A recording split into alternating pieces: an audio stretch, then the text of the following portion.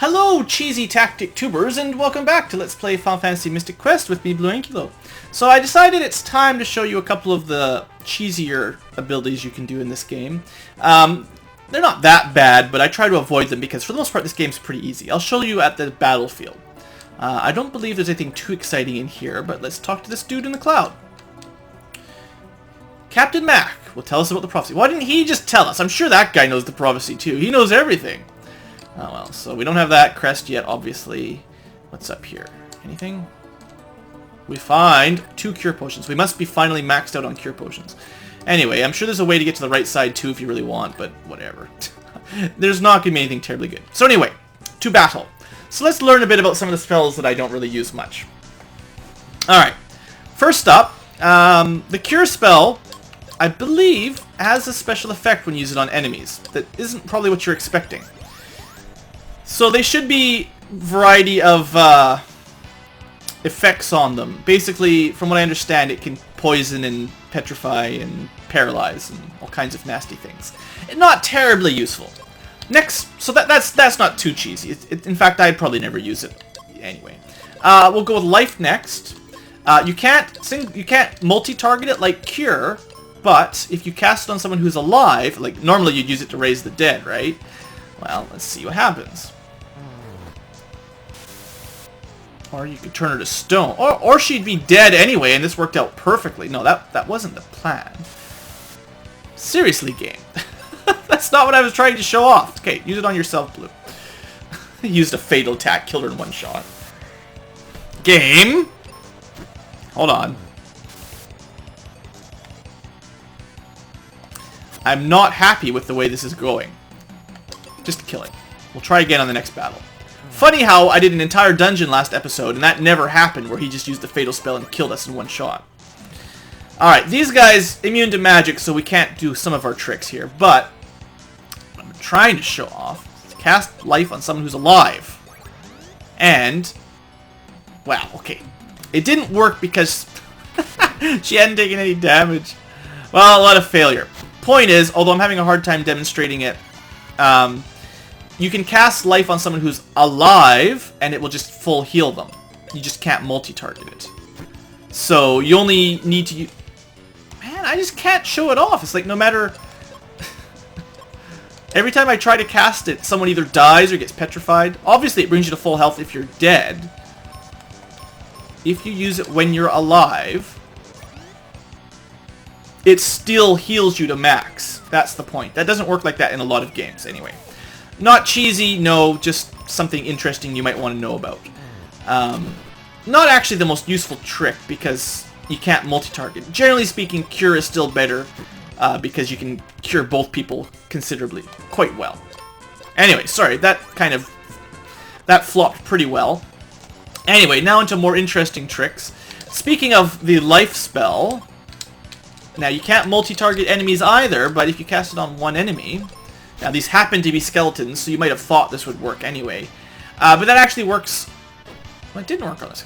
It works on most enemies, actually. I guess maybe the undead are strong against that kind of attack. What did it say? I just want to read this message quick. Yeah, he's strong against fatal type attacks. So the attacks that these guys were using that killed Gale in one attack is the same attack that you do if you cast life on an enemy, which is kind of interesting, right? Anyway, let's try to wrap these up quick. Not quite as quickly as I was hoping. And everyone's back awake again, so we'll just go with this. Alright. So, if we fight something other than skeletons, I'll try the life trick out again. But life is not the real cheese tactic. Also, these guys they reflect it, so I just want to try this out for interest's sake. No. Life on one of those guys. I just want to see what happens here. I've never tried this specifically. So does it reflect? No effect. Okay, well, whatever. It has a chance to one-shot kill things. It's not the kind of thing I would do very often. I just figured I'd spend a little bit of time today going over some of the awkward or odd spell effects. They're a little bit different than some other Final Fantasy and RPGs. Anyway, I think we're almost done. The final thing will be to use the exit spell on something that can't reflect it. Because usually you'd expect Exit to escape you from battle. In fact, I even said that before by misleading you. It didn't work. Now, I wonder if these guys are also immune to these. I'm not sure. It even has its own spell. Yeah, it pretty much works on everything the way I remember it. So, you know, if you're fighting something that's relatively strong, you can just do that. I don't remember if there's anything other than maybe the oozes that can dodge that. You can't multi-target it, but it seems to work basically every time. It's kind of like X-Zone from other Final Fantasy games, or just a death spell that works. Let's try it on these guys. I think, did I say it didn't work? No, life didn't work on these guys. What about Exit? Just interesting. Yeah, these guys are immune to magic. That's the lesson you should get from these guys. So, anyway, I figured I'd show you some spells. I'm not like the spell master. I generally don't use a whole lot of magic in, well, it's not that I don't use a whole lot of magic. It's just in this game, I usually use melee because I don't like messing around the inventory to, have to use seeds and stuff. And in the beginning of the game, you don't have enough seeds to do it anyway, and whatever. I'm just rambling now. We're almost done this one, so let's just finish it off. I would still say Meteor's probably better than even those tricks, just because it does multi-target damage that's pretty strong, pretty solid. If I'd... Actually, this is all very silly. We already know they're weak against the wind spell, or the arrow spell. So this will kill them all every time. That's the smart way to do it. I don't know about the fish. The fish is probably strong. Yeah. Still, it's not a bad way to start the fight. Not bad. You can kill the two skeletons in one round rather than having to split that up. And for our final battlefield, what do we get? A bunch of these guys. Alright, well we should be able to do this in one round. Might as well use the magic, right? There we go. So, you know, as usual, I just got experience. Whoop-de-woo. I usually prioritize just damage spells over status effect spells. Even one-shot killing, even when they're very reliable, I still generally go with just pure on damage, basically. I have a feeling this is one of the more annoying battles where the enemies get first strike on you every round. And the fire didn't even do enough damage. Ugh, that was sad. See if bombs do enough. Probably not. Yeah. Anyway, this battlefield I won't show on camera because I assume you're probably tired of it by now and I'm out of stuff to show you guys. I'll see you once this is done and then we'll go to the town. Alright folks, so yeah, this is one of the annoying battlefields where they basically always go first. Although if there's 3 of them, they don't seem to do that every time. Anyway, you can see the vampire, one of the new enemies. It's not particularly dangerous. Let's see if we can just get lucky here. It's kind of a pain fighting the sea hag things, whatever you want to call them. They always counterattack. Yeah, of course we miss. And it's kind of frustrating, basically. If you hit them with melee, they always counter. Plus, neither of us are strong enough to kill them in one shot, so they always counter. Although the claw fairly reliably will one-shot them, but whatever. They're just kind of annoying. Anyway, we got a level up out of it, so it wasn't a complete waste of time, but, you know, it wasn't great. Anyway, let's go to the town and try to pick ourselves back up, hopefully. I don't think there's any more battlefields for a while, anyway. Welcome to Windia! Ooh, wind sound effects. Where's Norma? No idea. How about buying my Cupid locket for 300 GP? That's a steal. That's insanely cheap. It should probably have been 3,000. I have a feeling the programmers underpriced that one. Anyway, thanks to that, if I could remember how to get to my armor screen, we now are protected from all kinds of, well, I think blind and confusion, probably. Which is good, because confusion especially is rather annoying. So we don't have to worry about that anymore. And we can buy some bombs, but we won't. Let's just speed this up a little bit. The next dungeon's fairly long, so I'll need some time to finish it up. Hello, friends. Can't go play in the wind, I guess. I wouldn't climb on the roof in Super Wind, but just going outside shouldn't be that bad. More teleports, maybe a shortcut to another town? Maybe not, I can't remember, but we can't use it right now anyway. We could go over here.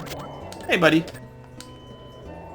Otto built the tower, but Pazuzu invaded it. Well, we'll deal with Pazuzu eventually.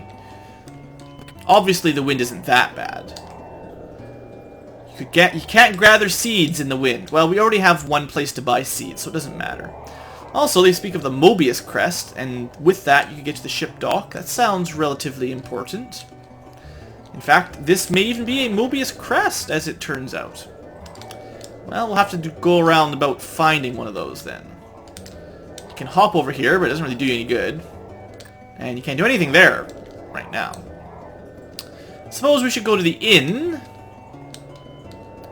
I have lots of cure potions.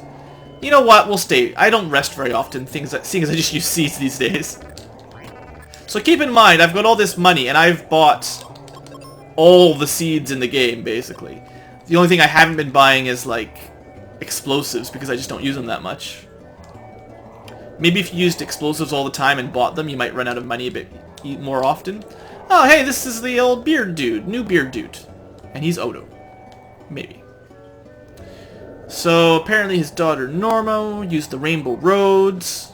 It's not the most fun place to drive in the world. Sure, the wind from Mount Gale broke it. And now Norma's stuck. Okay. The Crystal of Wind might be in that mountain. Maybe. It's possible. So that's the machine that supposedly powers the Rainbow Road. But the wind has apparently messed it up, I guess. He also has a giant library, but you can't read in this game. Reading's for chumps. So anyway, I think that's about it for this town. I guess you can go on top. You can go on the roof. You can be like that kid. Oh no, a chocobo! That's about all you can do. That's the only chocobo in the game, as far as I know. The weather vane chocobos. So anyway, yeah, let's go to the mountain. I suppose we should check the wind hole first. Looks fairly safe, right? We got some healing potions, woohoo! Huzzah, in fact, and that's probably it. Unless there's like a secret passage through one of the walls that gets you some cure potions that I don't really need. So let's just go to this Mount Gale, where, spoiler alert, we won't get the wind crystal quite that easily, because you always do 2 dungeons before you get the wind crystal. Don't you know anything? Unfortunately, this is a relatively long dungeon. It's a little bit mazy. The enemies are not too bad, I don't think. We'll see. There's an item on here that I've also missed fairly often. Let's just single target with the arrow spell today. I know that the skeletons are weak against arrow. I should have just multi-targeted. It would have killed the 2 anyway. Oh well, whatever. I wasn't thinking all that straight for that. Single targeting magic isn't quite good enough most of the time. But I was thinking the multi-target wouldn't kill the Sahagin guy. So what do I want to do in this situation? Should I just start blasting them with meteors, basically? Like, just to save time? I have got so many seeds, right? Also, vampires are weak against wind for... Oh, that wasn't enough? I thought that would be enough to kill those guys. Well, might as well just finish them off. Oh, come on, Blue. Come on, Blue. Get your act together. Alright. You can listen to the music for a second if you want, but I figure saving time is more important now. So, can we get anywhere up here? No. It's a one-way gripper. Oh good, we get a treasure chest. Just what we wanted. Well, the arrow should be enough to kill both of the vampires easy enough. I think they might have counterattacks too. A lot of enemies with counterattacks that can, like, confuse and paralyze you. They are some of the more annoying enemies. Alright, so far we're not doing terribly well at climbing this mountain. Is there a secret here? No. Seemed like it was possible. Alright, let's try this again. No, we've been over on the other side of there. What am I missing? What am I doing wrong? Where's the way up? It's right there. I'm dumb. Dumb. Yeah, then we just hook shot. We're good. Now we're going the right way. You can jump. You can always jump. Don't forget to jump. Alright, a whole bunch of Sahagins. As far as I know, well, they might be weak against thunder. Let's try that. Unfortunately, thunder is like the lowest damage of the wizard spells, so I don't know if it'll work out. Yeah, they're not even weak against it. That's disappointing. That was really bad, actually. Alright, let's try... I don't know. Maybe they're just not really weak against magic a whole lot. 200 damage. Weak against fire, but did less than arrow. I think arrow has the highest... well, that sucks. They just healed themselves all back up. I think arrow has the highest, like, damage rating, or whatever you want to call it. So, you know, splitting... I guess because they heal, splitting your damage up is really bad. Multi-targeting does not help. Instant kill claw, though. That's pretty good. Double... Yeah, we should just use the claw. The claw is awesome. I know I got that axe that I was all excited about, and now I just use the claw, because the claw is better. Yeah, we are going down. Alright. I guess this dungeon isn't really that long. You already saw the mini-boss at the top already, interestingly enough. We just can't get there. Let's do this. Maybe Blue will get a lucky crit. Just like that.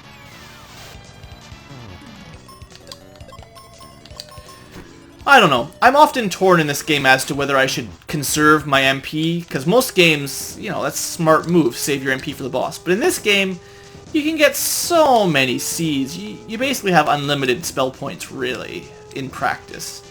Sure, you only have 99 seeds, but that's all you can carry. But that's enough for an awful lot of magic. And we know that wind works good on these, so this is smart at least. I just don't know how to deal with the... Sahagin type creatures right now. No easy way to wipe them out like that. Okay. And if we fight... Is it the end already? Nah, this can't be the end yet. Can that really be the end right there? Can't be the end already. It's impossible. If it is the end, if this is the boss that we're looking for... then we definitely missed an item on this mountain. Should have multi-targeted that, my bad. Alright, let's do this. Alright. Yeah. The headless monster. It pretty obviously has no head. We're going to talk to it. And it's going to talk back! Amazing. So how does that work, guys? Yeah, it's like the Durandal. The horse has no head, the armor has no head. How did it talk? That's crazy. Anyway, the arrows should be enough to wipe out the vampires, and then we'll just focus on the boss. He is not weak against that spell, though. Oh, instant kill. Not cool, dude. Not cool. I have a feeling we're going to die once or twice on this fight. So we know he's not weak against wind. Is he weak against, say, meteors? And I think I'll have Kaylee just heal for now. That was a good idea. Meteors. 1700 is not bad. Just to compare, let's see what white does. And I think we'll just have Kaylee heal, honestly. So meteors did more damage, certainly. We'll let her attack once in a while. Oh, that's annoying. You know what? We'll heal that. Completely wasted the heal potion.